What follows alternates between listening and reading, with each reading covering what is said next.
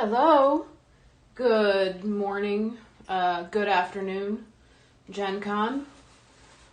So I'm back again today doing another live painting session on this giant watercolor, The Chosen One.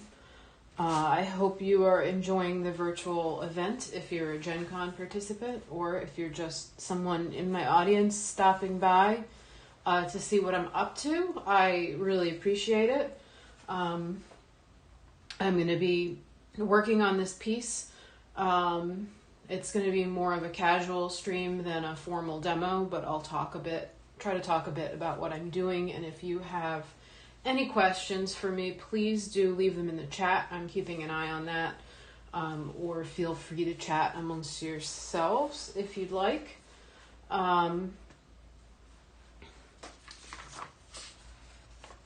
This is a digital sketch with mocking up my reference photos that kind of shows you where this piece is headed in a rough way.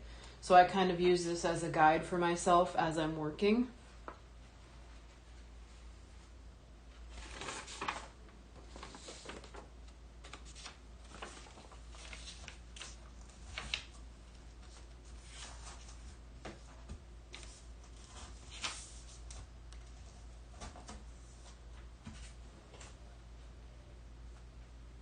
I was just tacking that back up on my wall.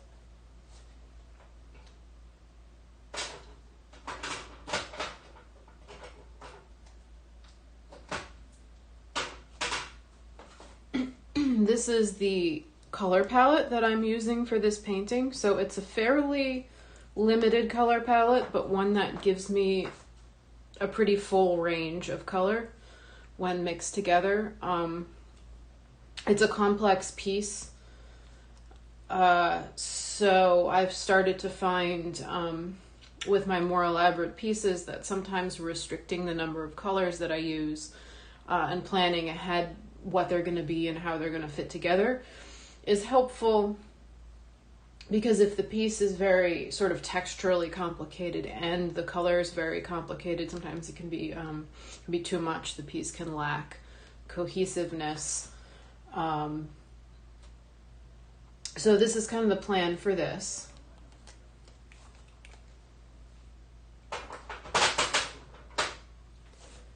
I started out with a cool underpainting to start to develop the cools in my flesh tones, but I'm going to be building on top of them to create more realistic flesh tones now. I'm going to work first, I think, on this figure, which is going to be sort of the main dominant figure in the composition, with the secondary one that is blending and reaching through her being a little more ethereal. So I think I want to paint this figure first and really have my full range of values developed there so that I have something to work against when I add in this figure to decide how much contrast and how much dominance that figure should have in comparison to this one that I want to be more prominent.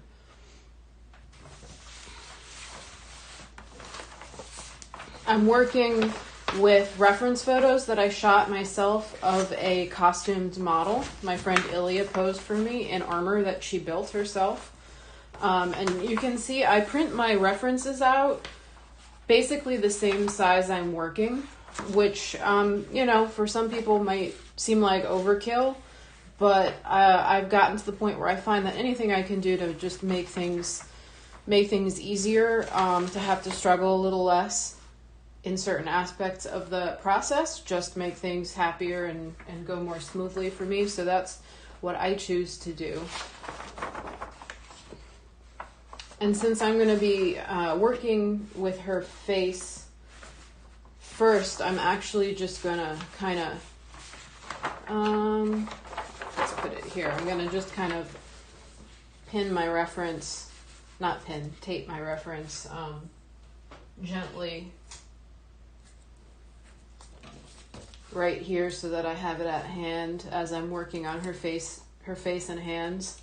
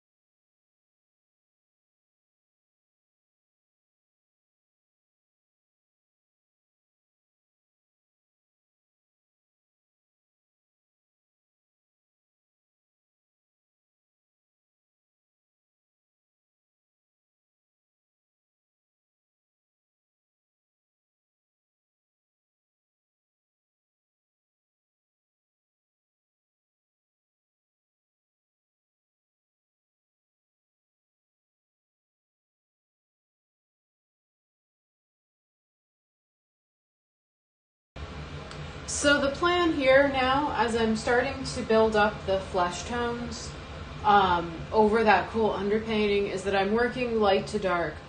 She's not going to be quite so yellow as I develop this, but especially in this foreground figure, I really want this feeling of kind of golden light that's hitting her from this side. And I want my lightest flesh tones. We have our highlights that are the white of the paper, but then I want the next lightest flesh tones on that side of the face to have some of that golden quality to them.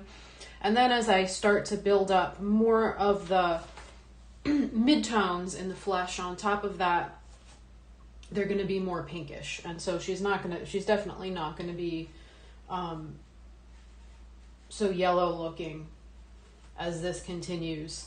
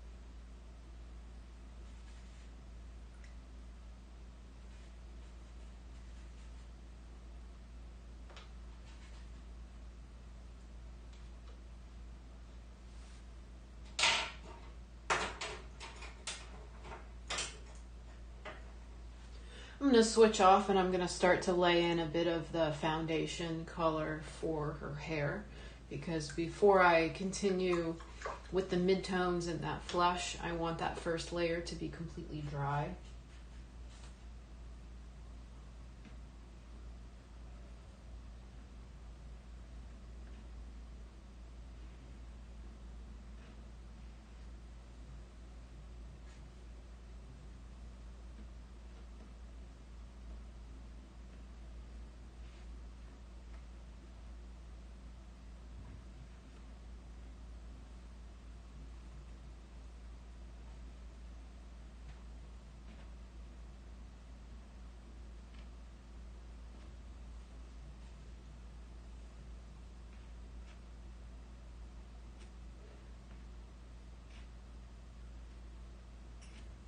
I try to be careful about how often I use a teeny tiny brush. Normally it's something I'd pull out towards the end for details, but in this case, as I'm establishing the lightest values and trying to leave the white highlights in her hair, on this side of her hair she has bright light hitting her hair, and there are a lot of white sparkling highlights that are sort of little individual strands of hair that are catching the light, and so I'm occasionally using that little brush to get some of that texture in there.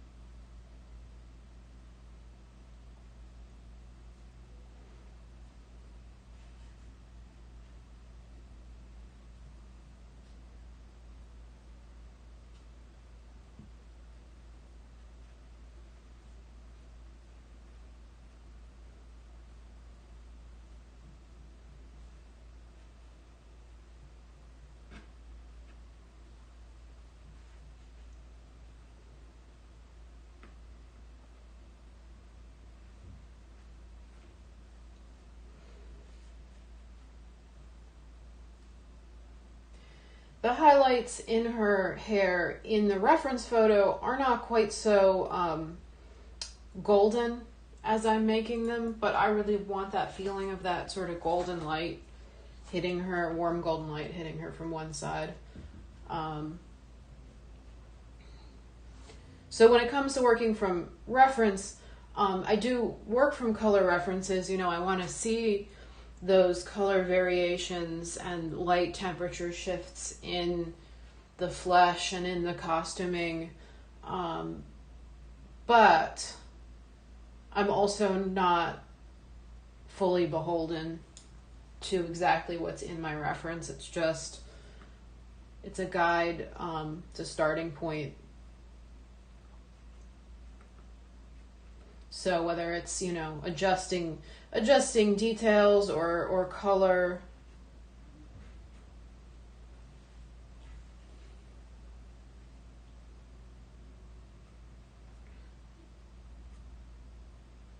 I'm also not planning to make the colors in her costuming quite the same in the painting as they are in the photo. I want to make her leather armor a bit warmer in color than it is in the reference. She's wearing black leather armor in the reference, and I want to make it more of like a dark brown in the painting. And I'm also not going to include the bright colors in the clothing that she's wearing underneath the armor is a yellow and blue in the photo, and I think that I want to just make it a neutral color in the painting.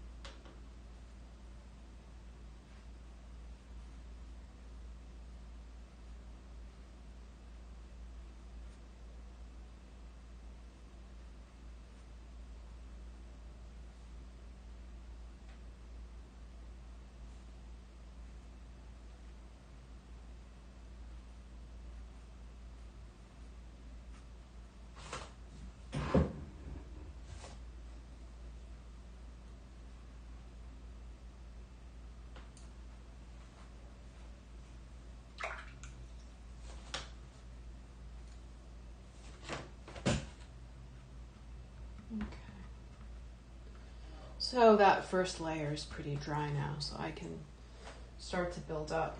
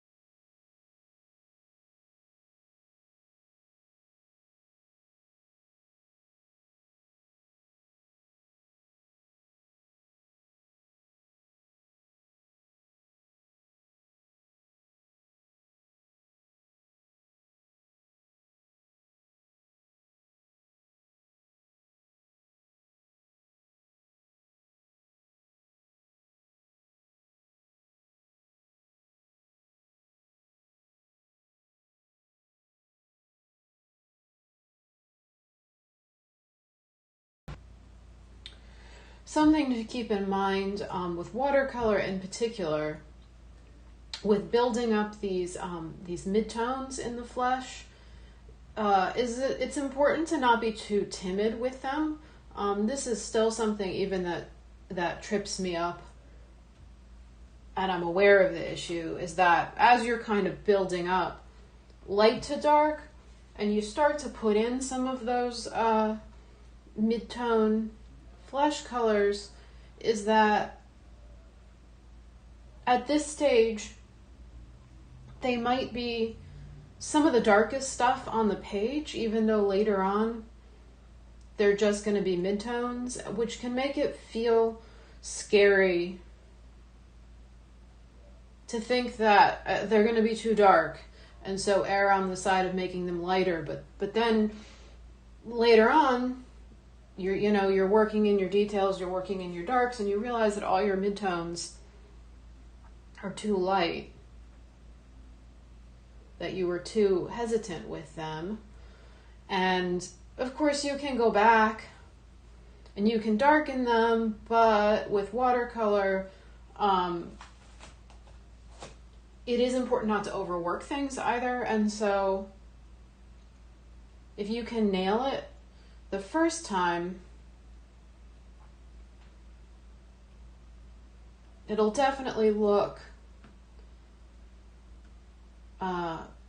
fresher than if you have to go back and keep reworking things. So, it's not the end of the world to have to fix it, but that is always something I'm trying to keep in mind when I'm working on my mid-tone flesh colors and when I'm teaching students, is to not be too shy with them. Of course, in the particular reference that I'm working from, she really is, she does have a lot of light flooding that bright side of her face. So in this particular reference, I do also want to keep that sense of the strong light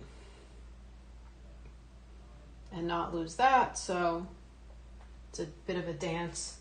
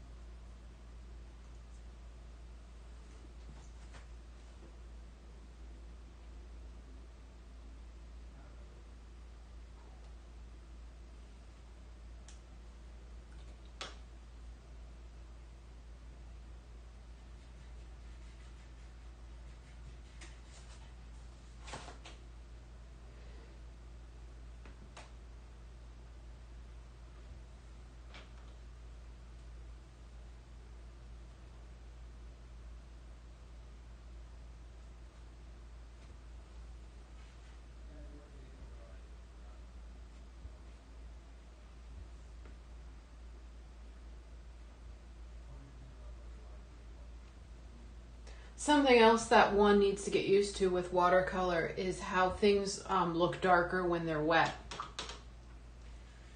And they lighten considerably as they dry.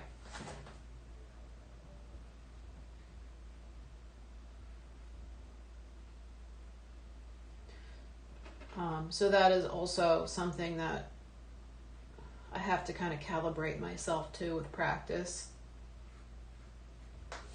And in this case here, like looking at this thumb, I'm actually painting over an area that's a little damaged because when I was doing those textured background layers with masking fluid over certain pieces of the painting, there were some places where background wash seeped under the frisket I had put down. And so after I took the frisket off, I had to scrub the background color out of those spots. So in some places, you know, there's surface that might be a little distressed, and that might not accept new paint in quite the same way. It'll be fine with the style that I paint in because I don't do really sort of smooth, pristine watercolors. There's a lot of texture and energy, and it'll kind of blend in with that. But something about those areas too is that they will look even darker when they're wet, and then they'll look, when they dry, you don't notice it as much. They'll look more normal when they're dry, but when they're wet, they look strange.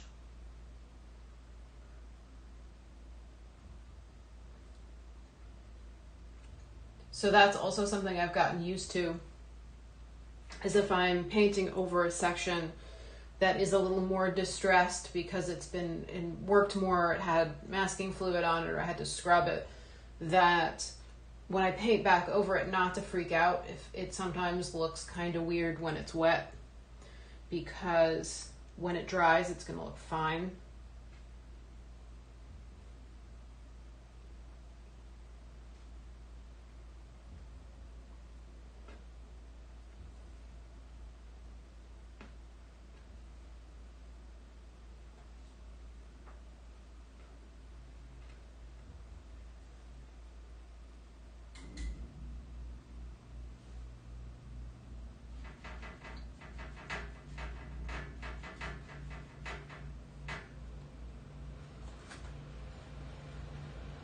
Working on a really huge piece like this is also tricky because it's hard to find a way to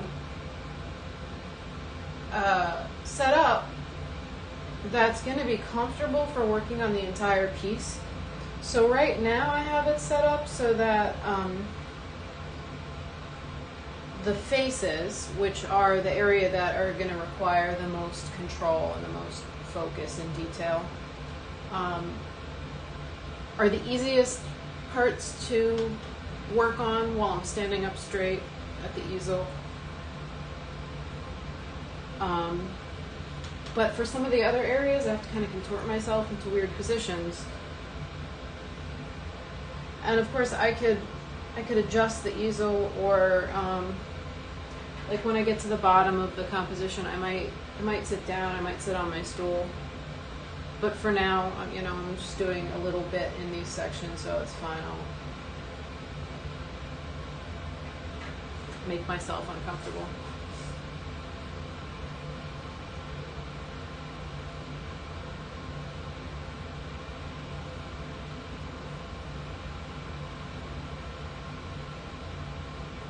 I do know, I know a lot of artists and illustrators,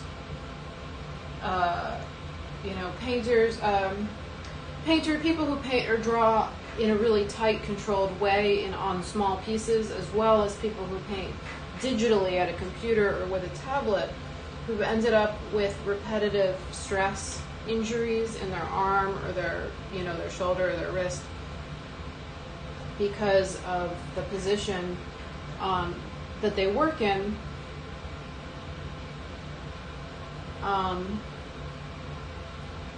And I actually think that working on big, weird traditional watercolors has been, at least in the style that I do them, has been lucky for me because although I do sometimes put myself in strange positions to work on them, it's always changing with a big piece. To work on different sections of it, I might stand, I might sit, I might be leaning or bending in a different way, I might be, crawling around on the floor with it, and it can get kind of athletic at times. But it's not always the same position or the same motion.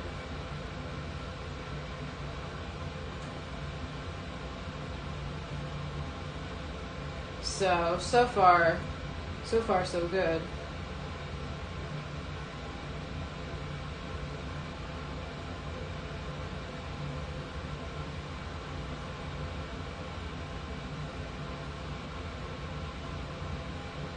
I also try to do other things, other kinds of fitness and movement to try to keep everything moving.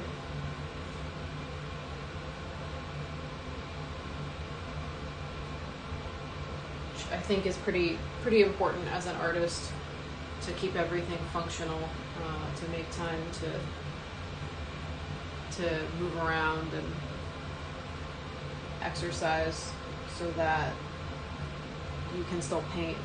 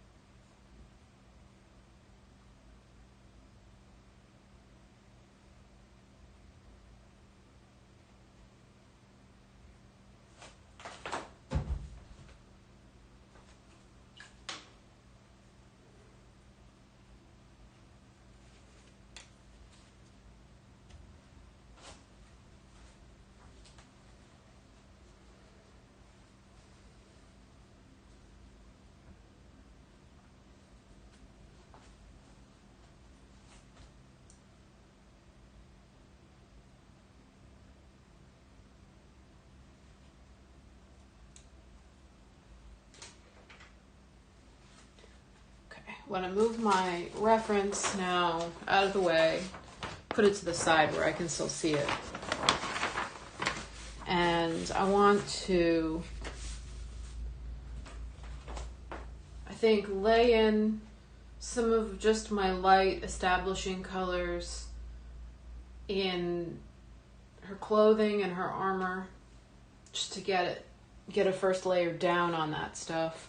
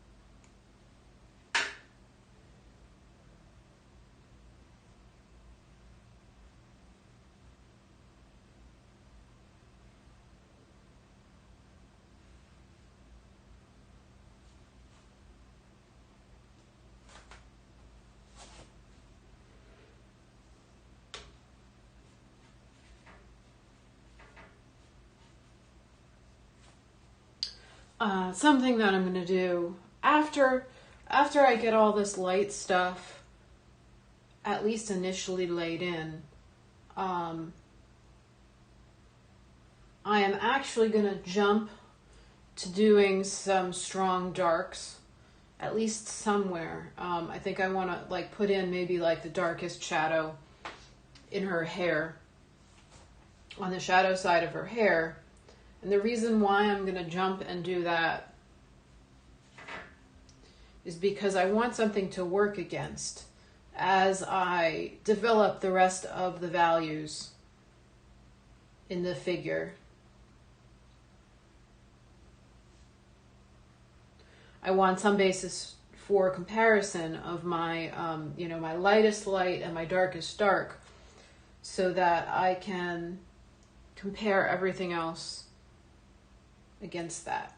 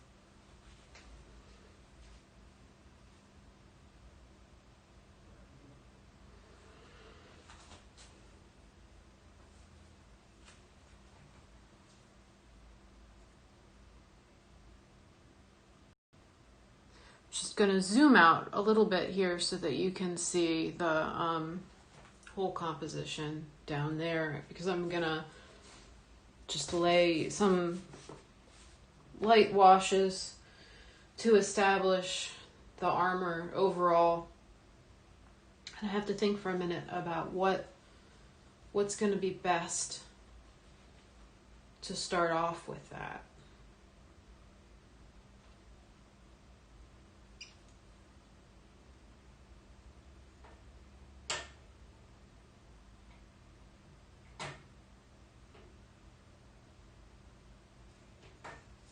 A lot of what I'm doing really at this stage of the painting, right? I'm using a limited palette, and I'm doing my lightest lights, and I want to keep the costuming neutral. So a lot of the colors are all, pretty similar with really subtle variations, which is fine, because I do want an overall unity in that figure.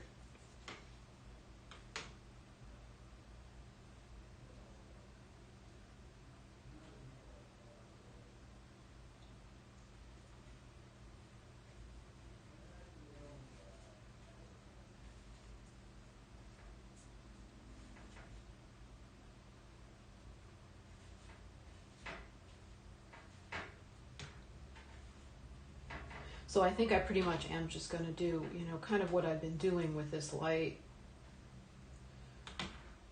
yellowish tan. To start off, I'm going to leave some pure white reflective bits in places.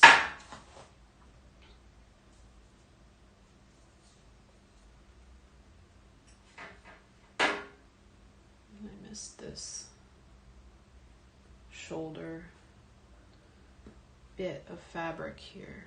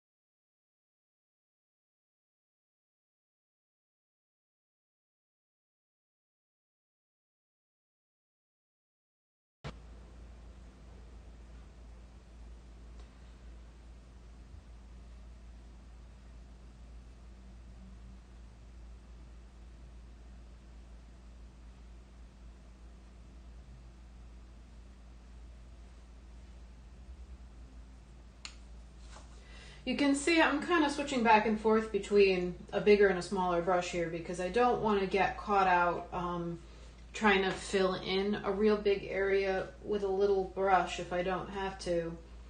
But I'm also there are some little areas here like where these reflective rivets in her armor, and there's some bits of those that I might not want to paint over entirely at this point with this wash, and so sometimes I have to grab that smaller brush to have the control that I need when I hit those spots.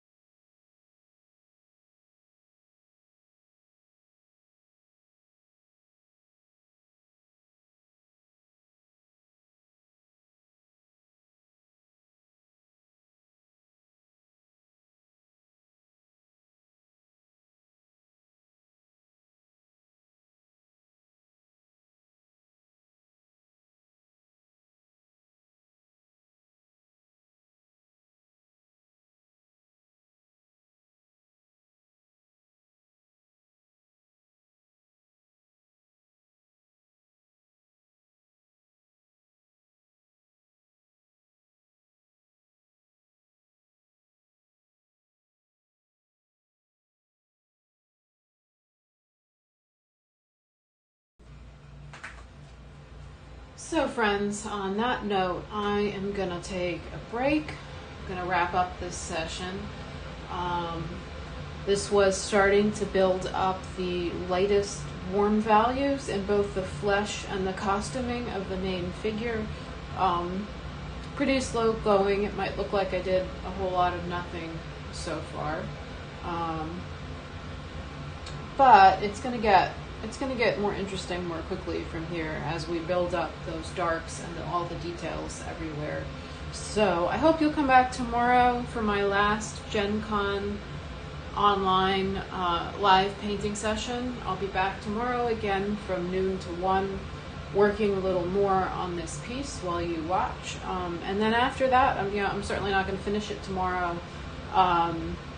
You can follow me on Instagram, or certainly please sign up for my newsletter, and then we can stay in touch. You can see this piece when it's finished, see a little more of the process as I share it. If you want to get more frequent process updates and insight into my process in the studio, you can also support my Patreon. For $2 a month, you get kind of behind the scenes access in my studio. I show you all my works in process as I'm working on them. I add also time-lapse videos of most of the pieces I work on to show my process, and you see everything new first. And if you join that before the end of the day tomorrow during Gen Con Online, I will also send you a bonus laser etched wooden skull pin in the mail. So thanks everyone. See you tomorrow.